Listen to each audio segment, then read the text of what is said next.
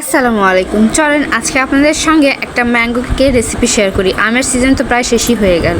তো প্রথমে এখানে আমি 3 টিস্পুন সুগার নিয়েছি।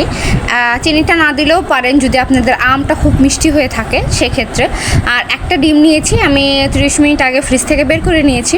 তো এটাকে 4-5 মিনিট বিট করার পরে দেখতেই পাচ্ছেন এইরকম একটা থিকনেস চলে এসেছে। এই পর্যায়ে আমি বিটারটা বন্ধ করে দিব, দিয়ে আমের আমি পিউরি বানিয়ে নিয়েছি। এখানে কোনো পানি অ্যাড করিনি, জাস্ট আমেরই নর্মালভাবে পিউরিটা করে নিয়েছি। সেই পিউরিটা এখন এখানে আমি অ্যাড করে দিয়ে দেব।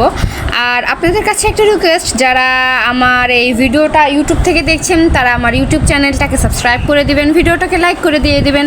আর যারা ফেসবুক থেকে দেখছেন তারাও আমার পেজটিকে লাইক ফলো করে দিয়ে দিবেন। ভিডিওটাকে অবশ্যই লাইক করে, কমেন্ট করে এবং শেয়ার করতে একদম ভুলবেন না। Thank you.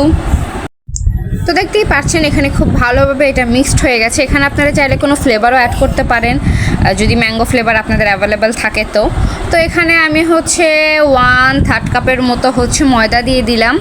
দিয়ে দিব বেকিং পাউডার আর বেকিং সোডা দিয়ে এটাকে খুব ভালোভাবে চেলে নেব।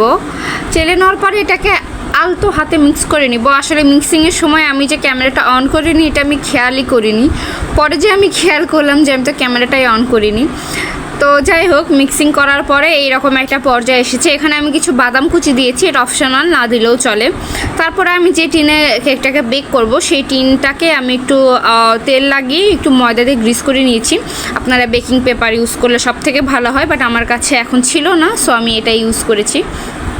তো পুরো ব্যাটারটা খুব ভালোভাবে এটাতে ঢেলে দিলাম। ঢেলে দেওয়ার পরে আমি টুথপিকের সাহায্যে খুব ভালোভাবে চারিপাশে এটাকে ছড়িয়ে দিব আর কি। ভালোভাবে চারিপাশে ছড়িয়ে দেওয়া হয়ে গেলে একটু হালকা হাতে ড্যাপ করে নিব, যাতে ভেতরে কোনো বাবলস থেকে থাকলে সেটা বের হয়ে যায়। আর ওদিকে যত আমি চুলায় কেকটাকে বেক করব, চুলায় যে হাঁড়িতে আমি বেক করব সেটা আমি প্রি হিটে রেখে দিয়েছি। আর এটা আমার বেক করতে প্রায় 32 মিনিটের মতো লেগেছে। তো এই তো রেডি, এনজয় করুন। তো আজকের জন্য এইটুকুই। আল্লাহ হাফেজ, আসসালামু আলাইকুম।